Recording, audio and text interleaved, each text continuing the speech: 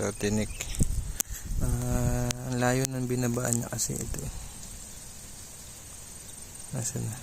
Ito. Ayan. Ito pa. Ayan ang mga sapit niya. Ito. Sapot yan.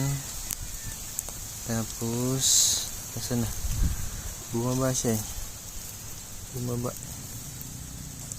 Ayun, kita na yung laman. Ayun. Ayun, tigre. Tignan natin. Sakit, puro tinik. Medyo maliit pa to. So possible, palpasan ko din to. Titingnan lang natin kung ano itsura. Asan na?